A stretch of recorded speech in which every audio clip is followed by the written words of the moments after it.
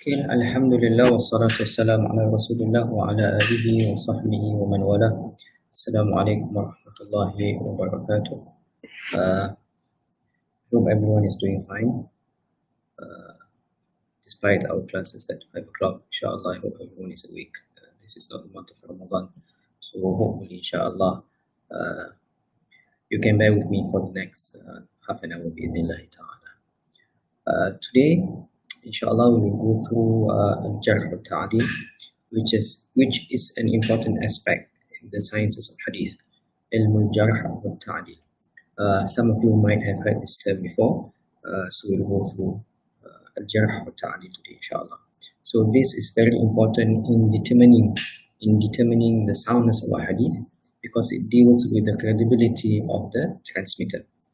So it is part of the study of the sanad, in which the science of Jarh al-Ta'dil will determine the credibility of the transmitter, and consequently whether the hadith will be sound, it will be sahih, hasan, da'if, or even mawdu. Okay, let me share the slides.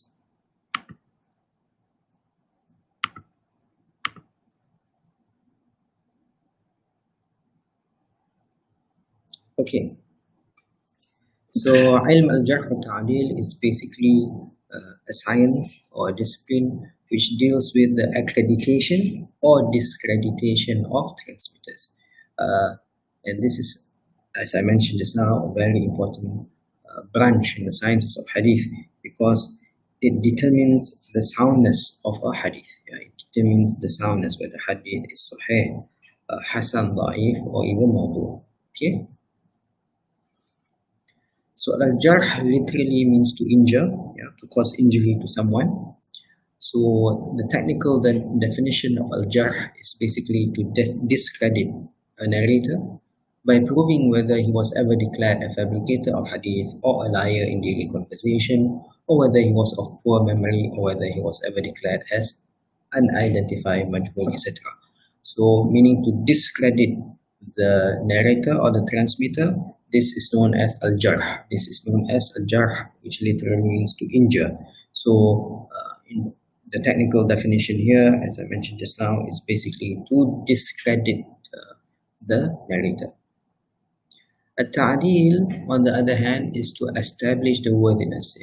Literally, it means to establish the worthiness of something or someone. So in this case, the technical definition of Ta'dil is to accredit a narrator by establishing his position as either wholly trustworthy, merely trustworthy, or acceptable, and so on and so forth. So there are various terms which are being used by hadith scholars to uphold or to establish the worthiness of a transmitter. So this is known as Ta'dil. So basically, the whole idea of al-Jarh wa Ta'dil, it is to ascertain or to determine the credibility of a particular transmitter in the sanad. Okay, this is what we have to understand. So what is the justification of the science of al-Jarh wa Ta'dil? So here basically people might it might cross someone's mind. We are talking about personalities, we are talking about people, and the public will know whether a person is trustworthy or not trustworthy, credible or not credible. Isn't this part of riba, or in Malay, mengumpat? So we will justify this science, inshallah. So Allah subhanahu wa ta'ala says in the Quran, Ya ayyuhalladhina amanu, in ja'akum fasiqun binaba'in fatabayyanu, an tusibu qawman bijahalatin fatusbihu ala ma fa'altum nadimin. Or you who have believed, there comes to you a disobedient one with information, investigate, lest you harm a people out of ignorance and become over what you have done regretful. So here clearly Allah subhanahu wa ta'ala says, if a piece of information is being delivered to us, we must investigate the truthfulness. So we must verify the information, whether it is true or not, especially in this time and age, where information is being spread rapidly. You can make a certain information viral. We have to verify whether what is being viral, what is being spread is actually authentic or not. Okay, and this principle also applies when it comes to the hadith of the Prophet sallallahu alaihi wasallam.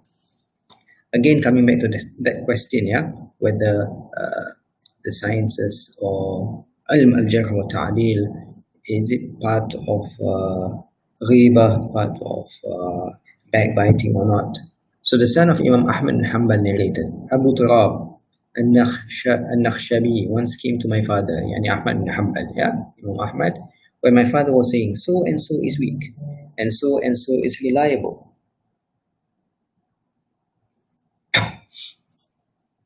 Someone is saying that they cannot find the live on Facebook. Let me try to get the link.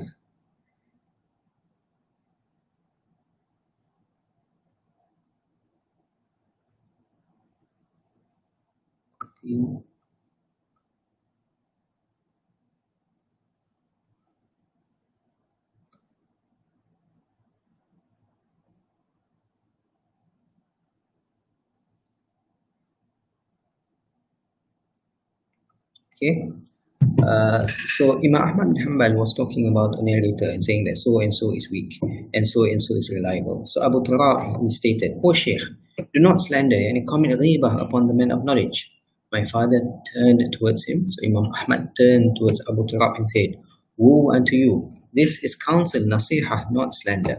So the science of al-Jarh wa ta'dil is indeed not part of slander, it's not part of ghibah, it's not part of backbiting, but it is counsel, it is nasiha, it is imparting advice whether to accept statements, information from a particular person, or should we reject that statement from that particular person.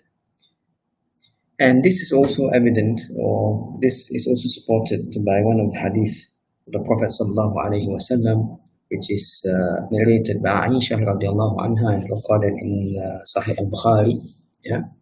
Aisha said, a man asked permission to see the Prophet sallallahu alaihi wasallam. He said, let him come in. What an evil man of the tribe he is, or what an evil brother he is. But when he entered, the Prophet sallallahu alaihi wasallam spoke to him gently in a polite manner. I said to him, O Allah's apostle, you have said what you have said. Then you spoke to him in a very gentle and polite manner. Then the Prophet sallallahu alaihi wasallam said, the worst people in the sight of Allah are those whom the people leave undisturbed to save themselves from their dirty language. So here, the Prophet ﷺ, when he knew that this person was coming to meet him, he made a comment about the character of the person. Yeah? But when that man came and sat and spoke to the Prophet ﷺ, the Prophet ﷺ spoke to him in a polite manner. And despite the Prophet ﷺ mentioning that the man is an evil man of the tribe. So again, here this is not ghibah. The Prophet ﷺ is not backbiting or slandering that person, because it is an established fact that that person was an evil person. Yeah.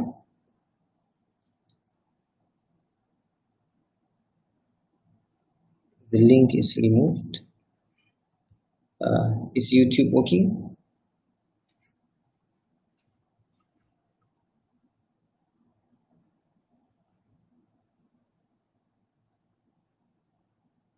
Let me check. Well, I hope YouTube is working. Is the link removed? Hopefully not, inshallah.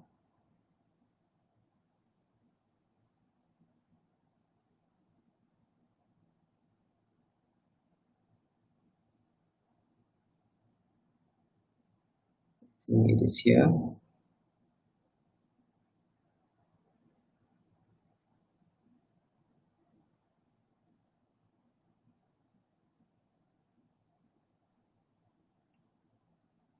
So is it working on YouTube?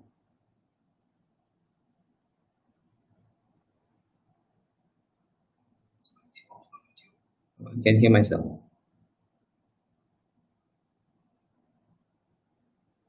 YouTube is working. Okay, good. Okay, let's continue.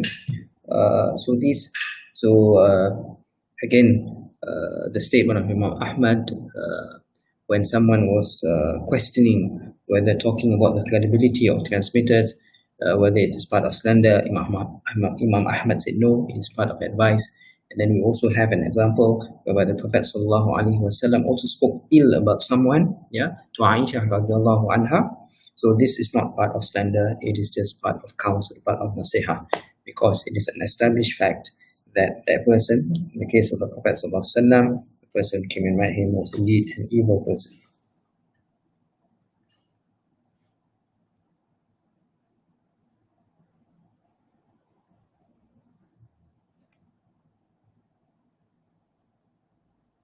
So when it comes to credibility, there are two aspects. Yeah? There are two main aspects. When we talk about the credibility of a transmitter, there are two main aspects. The first is al-adala, yeah? Which is the justness or trustworthiness or the moral integrity of the narrator. So whether the narrator is whether his character is good, yeah, whether he is trustworthy, someone who can be trusted, whether he's just. This is all related to al-adala, a person's character, yeah, a person's moral standing, integrity, basically, yeah, al-adala. Al-dabt, on the other hand, is another aspect of credibility. This has to do with the precision, sound memory, accurateness, or meticulousness of the narrator.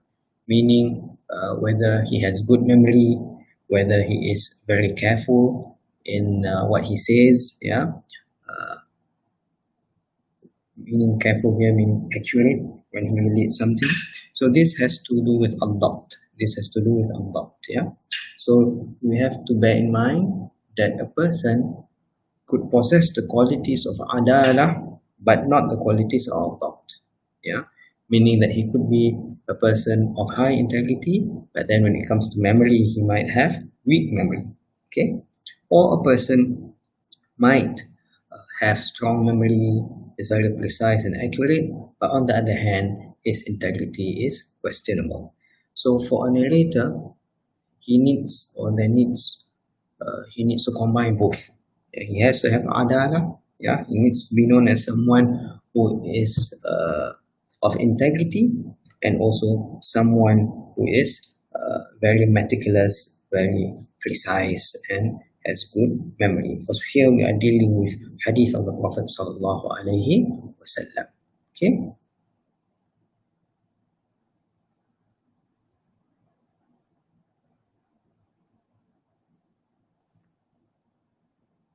So these are certain prominent critics of narrators, critics of hadith. Yeah. We must also bear in mind that when someone is known as a critic of hadith, he might be or she might be an expert in the criticism of sanad and also the criticism of matan. As we know, hadith is comprised of two main components: the sanad, the chain of narrators or the chain of transmitters, and also the matan, the text of the hadith. Okay. So when it comes to hadith criticism, both aspects is important. Both aspects are important. Yeah, criticism of sanad and also criticism of matan. However, yes, there might be more emphasis on criticism of sanad rather than criticism of matan. Having said that, criticism of sanad is also very important in this sense, because if we cannot establish, yeah, the soundfulness of the sanad, then the matan is off. I mean, the value of the matan then is questionable. Yeah. So among the Sahaba, Umar radiallahu anhu, Umar al-Khattab, Ali ibn Abi Abbas, Abdullah bin Salam, Ubadah bin Samit, Anas bin Malik, and Aisha radiallahu anha are known as critics, prominent critics of hadith, and the list goes on. So we have here Ash-Sha'bi, Musirin, Sa'id ibn Musayyib, Sa'id ibn Jubair, among the successors, yeah, who are known to be well-known or prominent critics of hadith. I mean, critics of hadith. And the list goes on.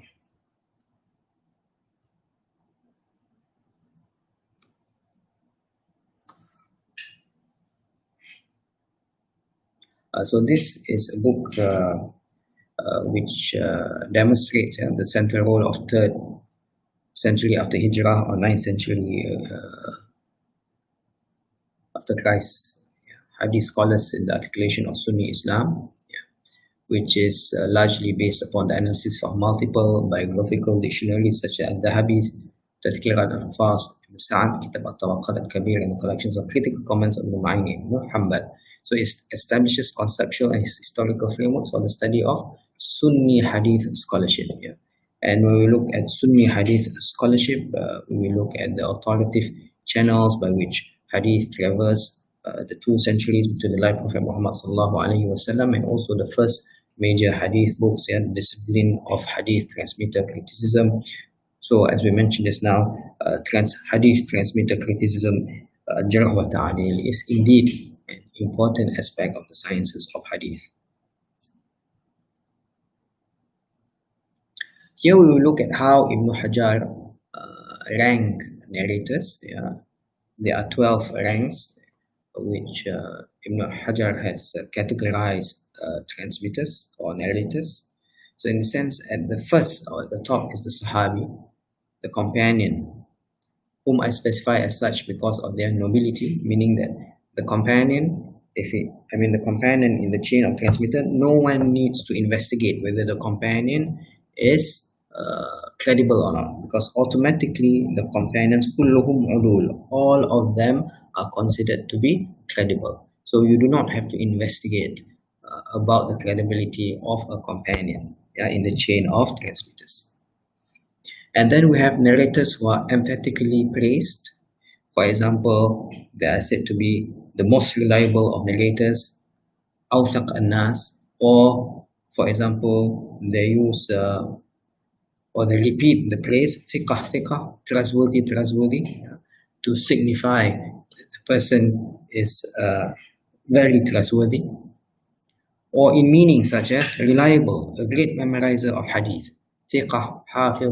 So these are certain terms which illustrate the trustworthiness or credibility of the transmitter. And then there are also narrators who have been praised with a single word, such as thiqah, trustworthy, masterful, mutqin, or strong, thabt, or upright, adl, etc. So then comes the level whereby the praise then is by a single word rather than repetition or superlatives. Okay. Then we have a narrator who is little less reliable than one on the third level, and these are the narrators for whom Ibn Hajar would use a word like truthful, saduq, or la ba'sa bihi, he is alright, or there is nothing wrong with him, laysa bihi ba's. So this comes below the third level, where Ibn Hajar uses a little or slightly less they are slightly less reliable, and he uses or he employs terms such as la ba'sa bihi, he is alright, there is nothing wrong with him, laysa bihi ba's. Then we have a narrator who is less reliable than one on the fourth level. So this is a narrator to whom Ibn Hajar refers to with words like truthful but weak of memory, saduq, say al-hifz, truthful but he does err, saduq, yahim, or he does have errors, saduq, lahu awham, or he makes mistakes, yukhti, or he changed at the end, taghayyara bi akhirihi, or he would use terms such as narrators accused of some kind of innovation such as shi'i, qadari, nasibi, etc.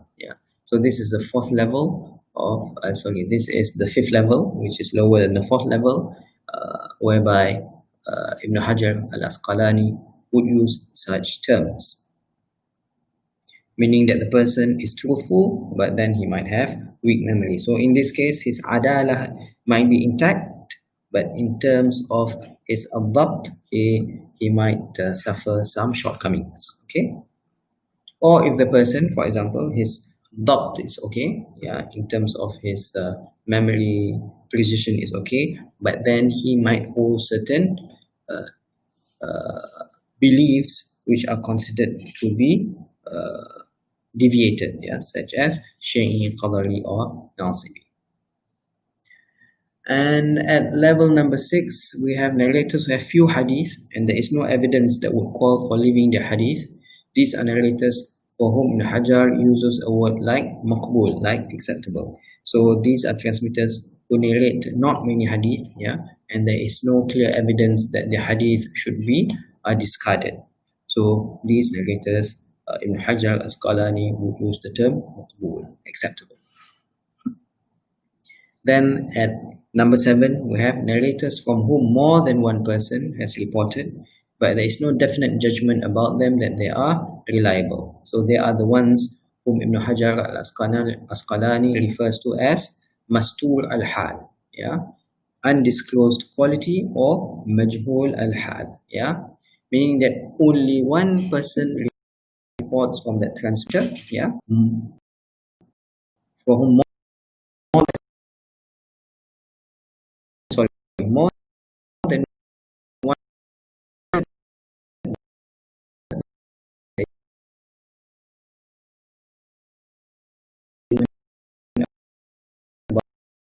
reliable. Then one is so mastur al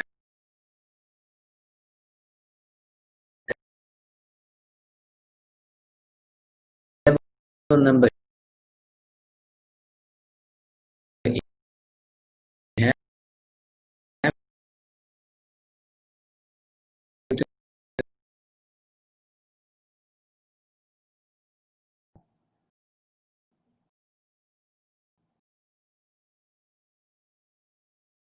meaning that uh, while there are descriptions,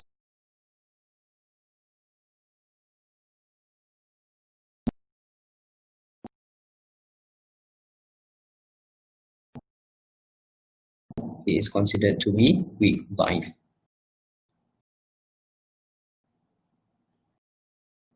Uh,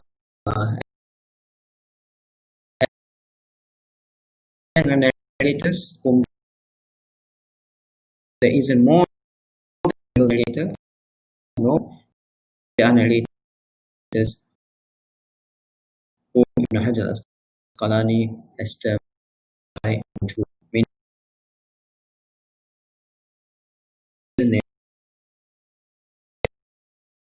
as much at all, and who have judged weak because of a book al hadith or weak in hadith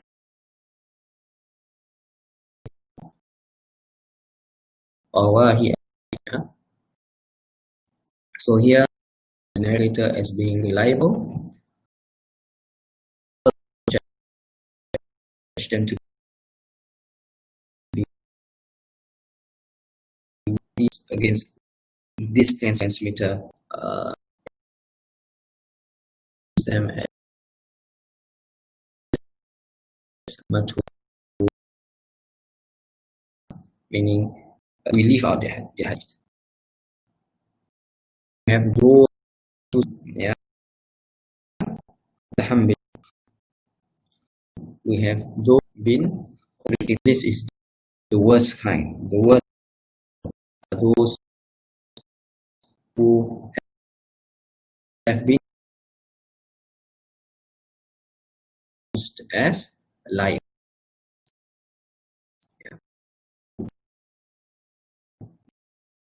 Level, yeah, of narrators lagging. Okay. Where did I